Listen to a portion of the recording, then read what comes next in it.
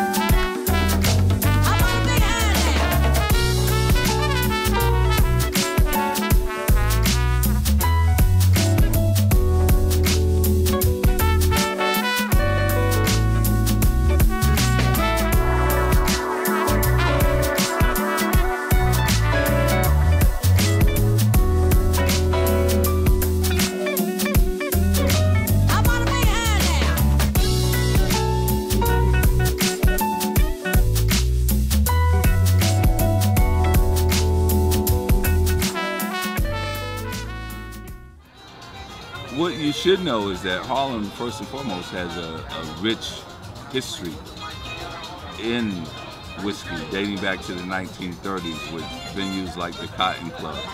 And it further emphasizes the point that we've always been trendsetters, we've always been influencers. We make everything hot and relevant, and we don't own anything. So the Harlem Whiskey Festival is basically my ode to the industry to let them know the value of our spending power. That we want to make whiskey hot, relevant, sexy, cool, and accessible to females in Harlem. I love everything Harlem. Even I'm from the Bronx, but you know, a lot of my roots are in Harlem. You know, I spent a lot of time in Harlem, and whiskey is something I've been a fan of. You know, it's a quiet taste, a certain elegance that it brings, you know, especially in the culture. It's something that when I have a whiskey glass, you know, it represents class. You know, it's a sophistication with that. It's not something you just grab and just, you know, throw back. It's something that you drink and you reflect and take a little time out to enjoy yourself without overdoing it. And, you know, I just think that it's important for people like myself to support, you know, something like this, you know, because it's more older people that would support this. And it's like, yo, you know what? You can have young aficionados as well. As anyone knows that Harlem is now a cultural melting pot. I've been living here for the past 10 years, and I think that we've seen, and the argument has been that people from downtown are coming uptown, and they're taking over ownership of Harlem. But Harlem is for us, by us. So me being a Harlemite, I wanted to do something to support the community. And anything that's bringing positive energy, I think it has a positive effect on the community. And something like this, which I feel is A-level, you know, and it can only get bigger, you know, and can eventually start employing a lot of people in Harlem to work the festival and being taken to another level, you know, and probably motivate some more black-owned businesses as well, especially being that it is in Harlem.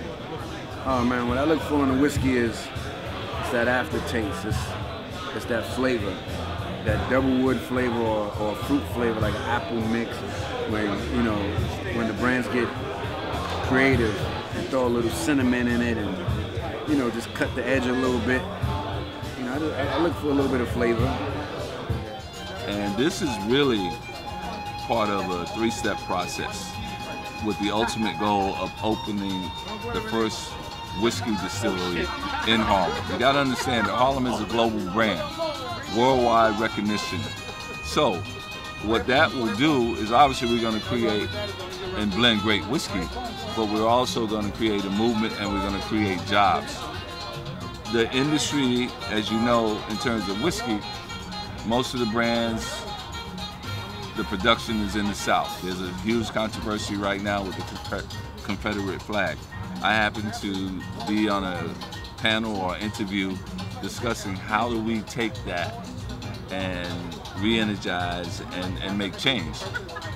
My change comes from empowering us, ownership, and hopefully having the first black master distiller to head up the Harlem Whiskey Company.